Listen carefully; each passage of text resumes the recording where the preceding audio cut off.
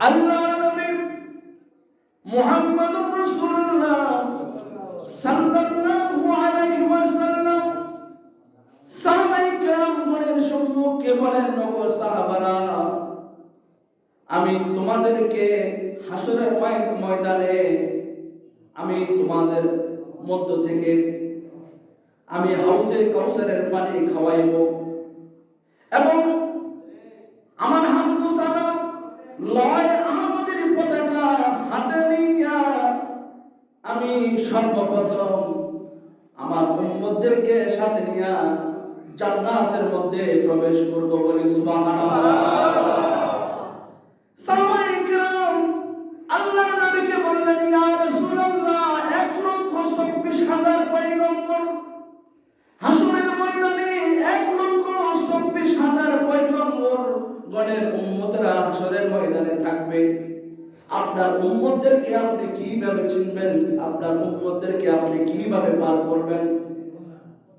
আল্লাহর নবী মুহাম্মদুর রাসূলুল্লাহ সাল্লাল্লাহু আলাইহি ওয়াসাল্লাম বললেন, আমার উম্মত 5 বার নামাজ আদায় করবে। আমার উম্মত 5 বার ওযু করবে। যখন আমার উম্মত 5 বার ওযু করিয়া নামাজ আদায় করবে, তখন আমার উম্মতের অঙ্গখানি, হাত পা সবগুলো চমকাতে থাকবে। আর আমি নবী হাসরের ময়দানে ওই সকল উম্মতদেরকে দেখব যাদের চেহারা, যাদের মুখমণ্ডল, যাদের হাত নূরে নূরান্বিত চমকাচ্ছে, বলি সুবহানাল্লাহ। আমি বাছাই করে আমার ওই উম্মতদেরকে আমার সাথে ডেকে নিয়ে আমি সর্বপ্রথম আমার ওই সকল উম্মতদেরকে সাথে নিয়ে আমি জান্নাতে প্রবেশ করব, বলি সুবহানাল্লাহ। এবং আমি নবী তাদেরকে শাফাআত করব, বলি সুবহানাল্লাহ। 5 ওয়াক্ত নামাজ আদায় করেছি, 5 বার ওযু করেছি। আল্লাহর নবী মুহাম্মদুর রাসূলুল্লাহ সাল্লাল্লাহু আলাইহি ওয়াসাল্লাম বলেন, আমার কোন উম্মত যদি 5 বার ওযু করে, 5 বার জামাতের সাথে নামাজ আদায় করে, আমার ওই উম্মতের হাত এবং মুখমণ্ডল গুলো এমন আলোকিত হবে, এমন নূরান্বিত হবে যে আলোগুলো আমি রাসূল হাসরের ময়দানে একজন করে দেখব। আর একজন করে আমি ডেকে আমার সাথে সর্বপ্রথম আমি জান্নাতে তাদেরকে নিয়ে আমি প্রবেশ করব, বলে সুবহানাল্লাহ। এবং কিয়ামতের ময়দানে আমি একমাত্র সর্বপ্রথম শাফাআত করব, বলে সুবহানাল্লাহ। আমরা শাফাআত চাই কি চাই না? দরকার আছে কি না? আল্লাহর নবী মুহাম্মদুর রাসূলুল্লাহ সাল্লাল্লাহু আলাইহি ওয়াসাল্লাম, আল্লাহর নবীর উম্মতেরা গুনাহ করবে, সগীরা গুনাহ করবে, কবিরা গুনাহ করবে, কম করবে, বেশি করবে। আল্লাহর নবীর উম্মতের মধ্যে যদি এক জররা পরিমাণ নবীর প্রতি ভালোবাসা থাকে, আমার নবী বলেছেন, আমি ওই উম্মতকে ছাড়া জান্নাতে প্রবেশ করব না। আল্লাহর নবী মুহাম্মদুর রাসূলুল্লাহ সাল্লাল্লাহু আলাইহি ওয়াসাল্লাম, আমি সেদিন আহলে সুন্নাত ওয়াল জামাতের মাহফিল হয়েছে, আমি শাফাআত সম্পর্কে বিস্তারিত আলোচনা করতে পারলাম না সময়ের জন্য। আজ আমি আপনাদের সম্মুখে সেটা শেষ করব। মুখলিস ইমানদার যারা একনিষ্ঠতার সাথে নামাজ আদায় করে, যারা ঈমানের উপর অটল থেকে মৃত্যুবরণ করে, আল্লাহর নবী বলেছেন, আমি তাকে শাফাআত দান করব, বলি সুবহানাল্লাহ। আমি তাকে, আমার ওই উম্মতকে আমি শাফাআত করব, যে উম্মত ইখলাসের সাথে, একনিষ্ঠতার সাথে, ঈমানের উপর অটল থেকে মৃত্যুবরণ করে, আমি তাকে শাফাআত লাভ করব, বলি সুবহানাল্লাহ। 7টি বিষয় কি? আমানতু বিল্লাহি ওয়া মালাইকাতিহি ওয়া কুতুবিহি ওয়া রুসুলিহি ওয়াল ইয়াউমিল আখির ওয়াল কদরি খাইরিহি ওয়া শাররিহি মিনাল্লাহি তাআলা ওয়াল বা'সি বা'দাল মাউত।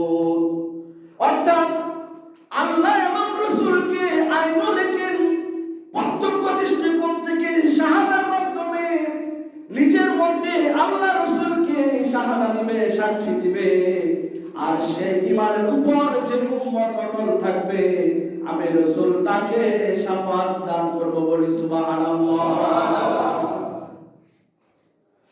আল্লাহ নবী বলেন, হযরত আনাস রাদিয়াল্লাহু তাআলা আনহু বর্ণনা করেন, আল্লাহ নবী বলেন, ওই উম্মত সৌভাগ্যবান, ওই উম্মত ভাগ্যবান যে উম্মত একনিষ্ঠতার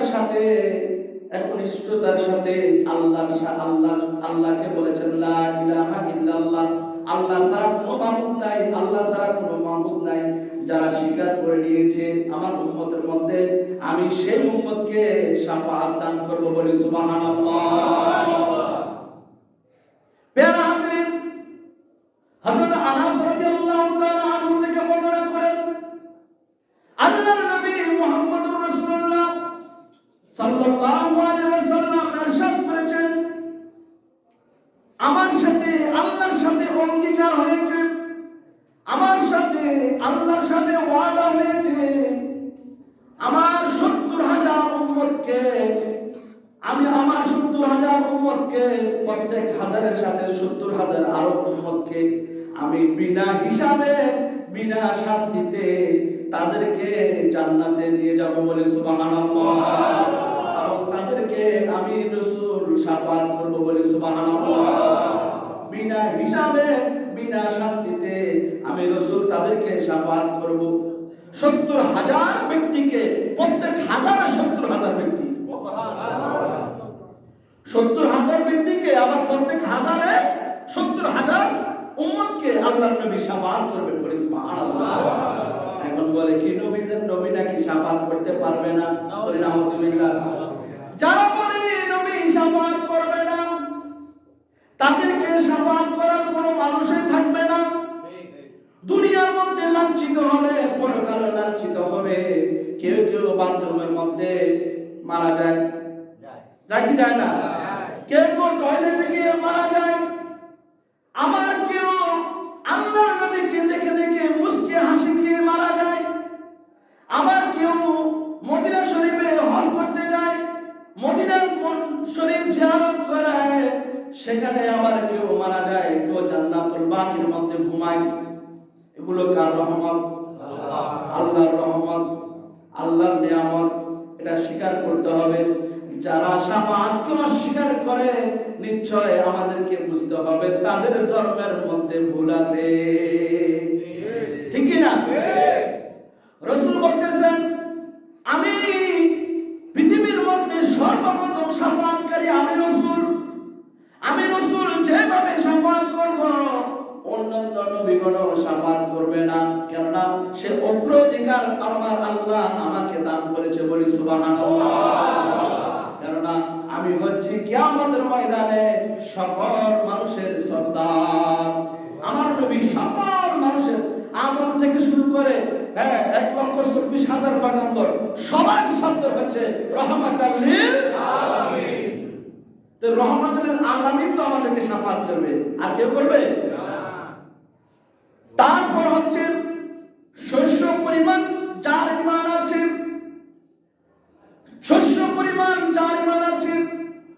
আল্লাহর নবী মুহাম্মদুর রাসূলুল্লাহ সাল্লাল্লাহু আলাইহি ওয়াসাল্লাম বলেন, আমার আল্লাহ আমাকে শাফাআত করার জন্য বলবেন, আমি বলবো হে বারে ইলাহি, আপনি তাকে শাফাআত করুন। আপনি কি, আমার আল্লাহ আমাকে কি শাফাআত করার জন্য বলবে, আমি বলবো তাকে শাফাআত করুন, তাকে শাফাআত করুন। অর্থাৎ আল্লাহর রাসূল সাল্লাল্লাহু আলাইহি ওয়াসাল্লাম যেটা বলবে আমার আল্লাহ সেটাই রায় দিবে। কথা বুঝেন না? আল্লাহর নবী যেটা বলবে আমার আল্লাহ সেটা রায় দিবে, কারণ আমার আল্লাহ আমার নবীকে শাফাআত করার জন্যই তো তিনি হাসিল করেছেন, বলে সুবহানাল্লাহ। আমার নবী যাকে সিলেক্ট করবে, কেননা আমার নবী শাফাআতের ক্ষমতা কার কাছে? আমার, কেননা তখন আমার আল্লাহ কাহারিয়তের মুকামে থাকবেন। আমার নবী রহমাতুল লিল আলামিন, আমার আল্লাহ কাহারিয়ত থাকবে, তখন আমার নবীর কারণে আমার নবীর উম্মতদেরকে শাফাআত করবে। সবাই তো আল্লাহকে ভয় করবে। সবাই কাকে ভয় করবে? আল্লাহকে ভয় করবে। ওই ভয়ের জায়গার মধ্যে কিন্তু আল্লাহর নবীর উম্মতদেরকে কি করবে? শাফায়ে কুবরা দান করবে। বলি সুবহানাল্লাহ। শাফায়ে কুবরা কাদেরকে? যাদের মধ্যে তাকওয়া রয়েছে, ফরজকারিতা রয়েছে, কোনো পাপ করে নাই, কিন্তু আমার নবীকে ভালোবেসেছে, আল্লাহকে ভালোবেসেছে, তাদেরকে শাফাআত করবে। বলি সুবহানাল্লাহ। আর যারা রাসূলুল্লাহ সাল্লাল্লাহু আলাইহি সাল্লাম আনুগত্য করে, আল্লাহর আনুগত্য এবং আল্লাহর নবীর আনুগত্য যারা করে, তাদেরকে আল্লাহ রাসূল শাফাআত করবে। এখন আল্লাহর আনুগত্য করলেন, আল্লাহ রাসূলকে বাদ দিলেন, শাফাআত কি লাভ হবে? শাফাআত লাভ হবে না। তারপর পাপী হওয়া সত্ত্বেও যারা রাসূলের মিল্লাতে বিশ্বাসী, অর্থাৎ এত পাপী, তারপর রাসূলকে ভালোবাসে, রাসূলকে কি ভালোবাসে, অর্থাৎ আহলে সুন্নাত ওয়াল জামাতকে ভালোবাসে, আহলে সুন্নাত ওয়াল জামাতকে ভালোবাসে, সে শাফাআত লাভ করবে। বলি সুবহানাল্লাহ। তাহলে আমরা কয়টা পাইলাম? 6টা। আর যারা তাকওয়া অবলম্বন করে, আল্লাহকে ভয় করে, যারা বেশি বেশি করে আল্লাহকে ভয় করে, তারা কি পাবে? শাফাআত পাবে। বলি সুবহানাল্লাহ। আল্লাহুম্মা সাল্লি আলা সাইয়্যিদিনা মাওলানা মুহাম্মদ ওয়া আলা আলি সাইয়্যিদিনা মাওলানা মুহাম্মদ। হবে কি তোমার দিদার ইয়া